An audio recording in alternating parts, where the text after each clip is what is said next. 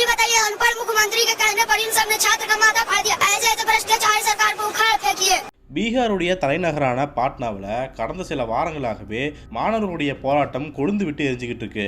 ஒரு பக்கம் Bihar public service கமிஷனுடைய 70வது எக்ஸாமில் முறைகேடுகள் நடந்திருக்குது அப்படின்னும், தேர்வுத்தாள் கசிந்து இருக்குது, வேலை வாய்ப்பு கிடைக்கிறதுல தாமதம் ஏற்பட்டிருக்கு அப்படின்னு சொல்லி கடந்த 9 நாட்களாக ஆயிரக்கணக்கான மாணவர்கள் தெருவில் இறங்கி போராடிட்டு இருக்காங்க.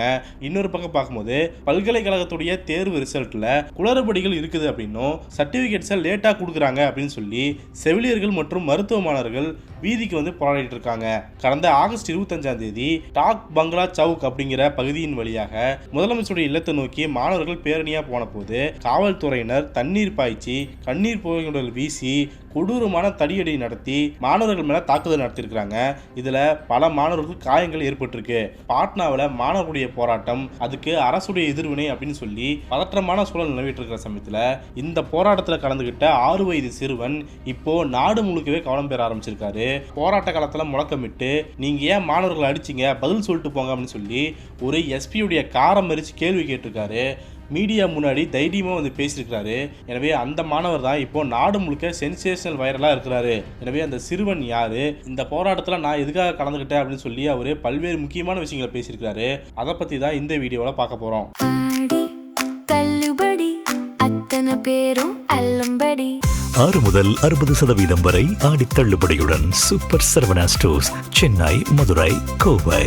பாட்னாவில் டாக் பங்களா சவுக் அப்படிங்கிற சந்திப்பில் மாணவர்களுடைய போராட்டம் நடக்குதுங்க.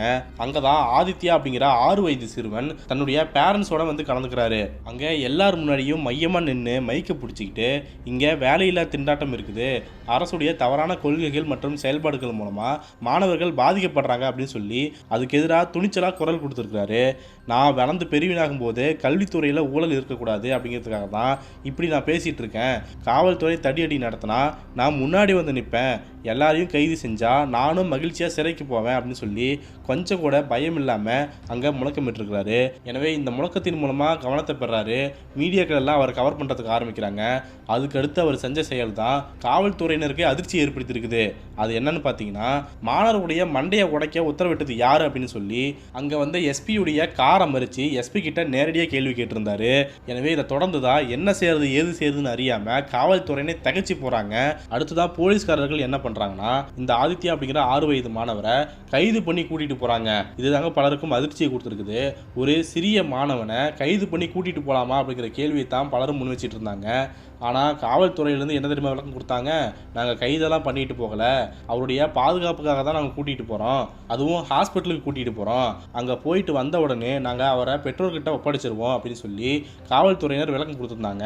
ஆனால் இது முற்றிலும் பொய் அப்படிங்கிறத தான் ஆதித்யா பின்னாடி ஒரு நேர்காணலில் பதிவு செய்கிறாரு. அதை பற்றி பார்க்கறதுக்கு முன்னாடி காவல்துறையுடைய இந்த செயல்பாட்டை கண்டிக்கிற வகையில் தான் பலரும் பதிவிட்டு இருக்கிறாங்க.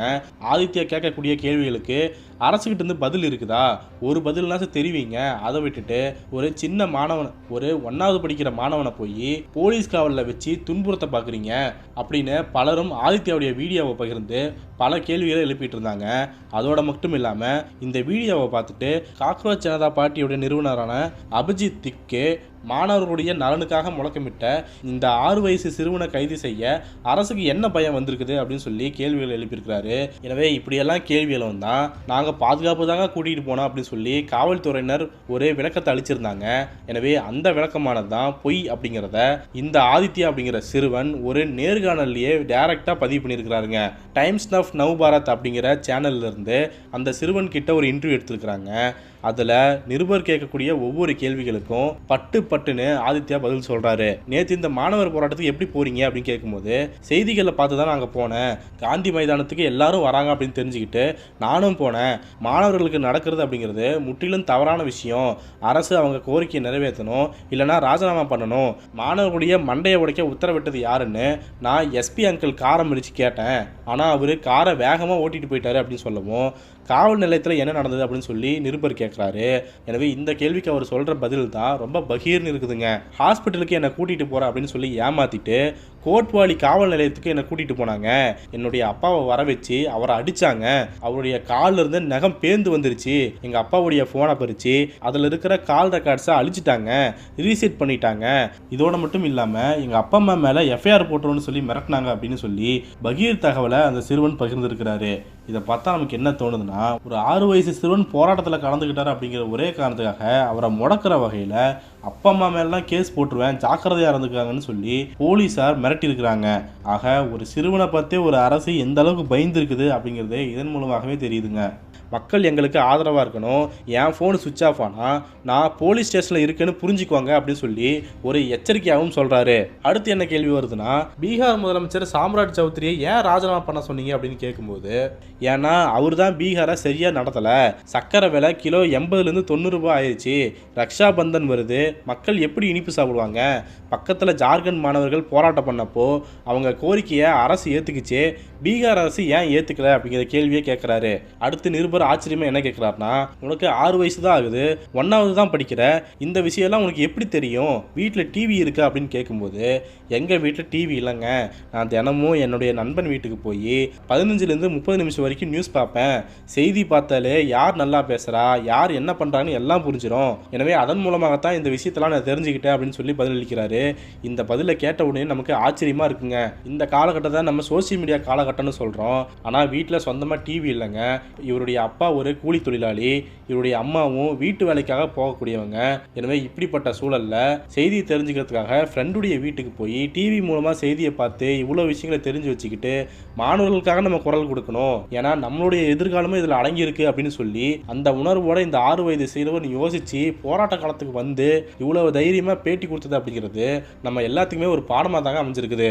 அடுத்து அந்த நிருபர் மோடியை பத்தி நீ என்ன நினைக்கிற அப்படின்னு சொல்லி கேட்கும்போது, 14 கோடி ரூபாயில தங்க கோவில் கட்டுறதா சொல்றாங்க, அந்த பணத்தை ஏழைகளுக்கு பிரிச்சு கொடுக்கலாம்ல அப்படிங்கிற கேள்வியை கேட்டிருக்கிறாருங்க.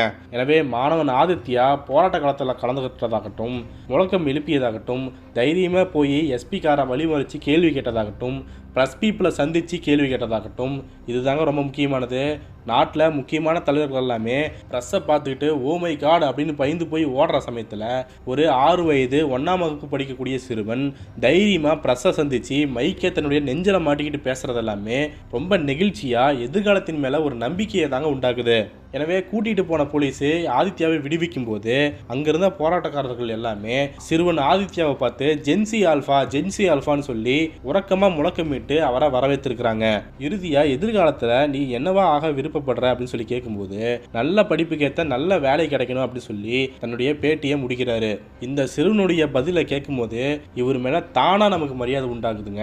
6 வயசுலேயே நாட்டில் நடக்கக்கூடிய ஊழலுக்கு எதிராகவும் தன்னுடைய உரிமைக்காகவும் துணிச்சலாக கேள்வி கேட்கும் இந்த சிறுவன் எதிர்காலத்தில் ஒரு தவிர்க்க முடியாத இடத்தை பிடிப்பார் அப்படிங்கிறது தான் நம்ம பார்க்கக்கூடிய விஷயமா இருக்குது.